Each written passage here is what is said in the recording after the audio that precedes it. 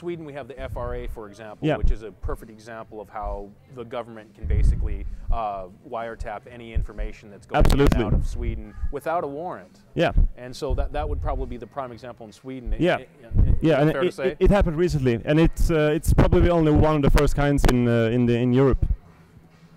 France has already set up their filter mechanisms in favor to catch child porn on the internet. Yeah. The main reason for setting up was catching child porn. But the filter exists there. There are human people running it, and they are logging information, and that means that there's other groups in society that really wants this information too.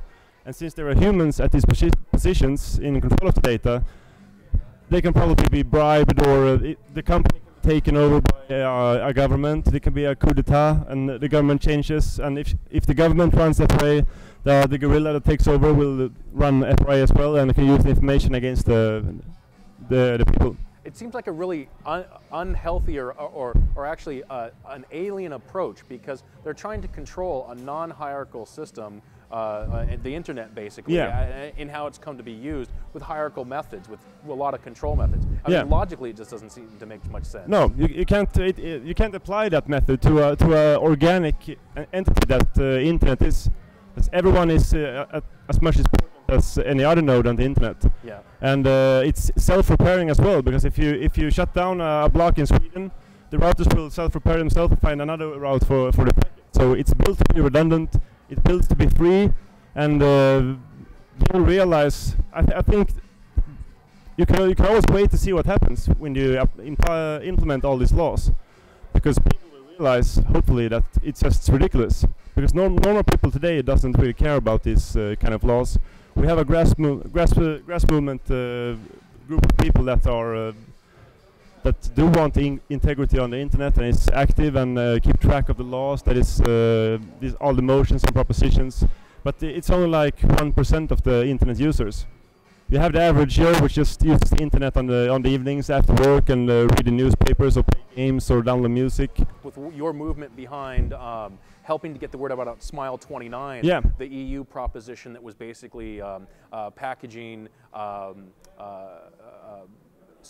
mass surveillance of European citizens with this fear and control mechanism. Basically, you got the word out there, and so basically, you're kind of fighting for the average Joe out there on the internet. Yes, yes. We usually call ourselves a lobby organization, but without money.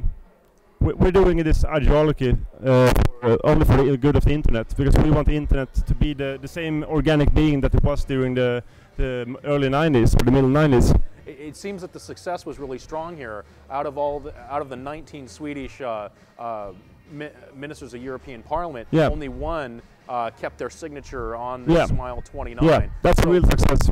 So do you think then that the movement and the interface between the hacker community and the politicians is the strongest? Absolutely, absolutely.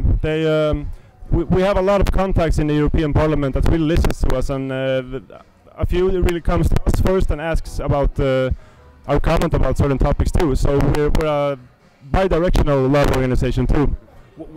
Since we don't have an own agenda besides the freedom of the internet, they feel that they can trust us on another level, that the companies that have their own agenda and their own profit in as agenda. When you're working with these other groups and whatnot, who's like the second strongest in the movement, do you think? I mean, is Germany doing a really good job? Yeah, Germany, France. France has a really strong group. It's called La Quadrature du Net. Yes. Which is it's like a French version of Telecomix, but they're way more political involved than Telecomix, because we have a political side of Telecomix.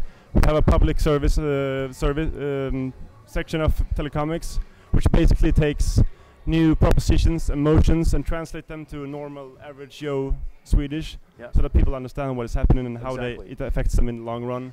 Yeah, because actually with Smile 29, they kind of buried this internet control directive, or the data directive. Yeah. They kind of buried it in the law, so most parliamentary members didn't even see. No. Right? No, a 40-page bundle of paper. The actual law or the implementation of the law is hidden somewhere in the middle of the whole stack.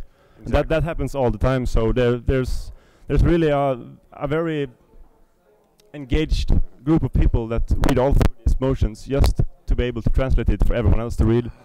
Okay. And the group in France, the La Croix du Net, is way more into these kind of actions instead of the split sections of Telecomix. Well, this Declaration 29 or Smile 29, it was actually supported by MEP Madi from Italy. Yeah. I mean, is there a good Telecomix equivalent in Italy now? Actually, I don't know about our Italy relations at all. But we have people involved from all around Europe that have heard about what happened in Sweden and the work against the FRA and the Telecomplicated, which our lobby group members managed to get the deciding politicians to add an amendment to the actual law before it got accepted. But do you have any insight on why Madi wants to push forward the Internet Data Directive? No. The only thing I know that the top level of Italy is pretty corrupt, so one could just guess. It's a little different than in most other democratic countries in Europe, I think. Well, you know, you have all this momentum now and whatnot, and you're keeping rolling with it. You're not stopping for anything, right? Yeah. Okay. Absolutely. So, what do you want to see the future go with Telecomix? What is the future to bring? I mean, are we going to turn around the FRA? Are we going to get rid of these bad laws? I mean, just everything. Yeah. And when it's done, we can dissolve the group. Well, I want to thank you so much for coming on Northern Lights tonight. Thank you. Thank you very much, Raccoon. Thank you. All right. Keep up the good work. Thank you.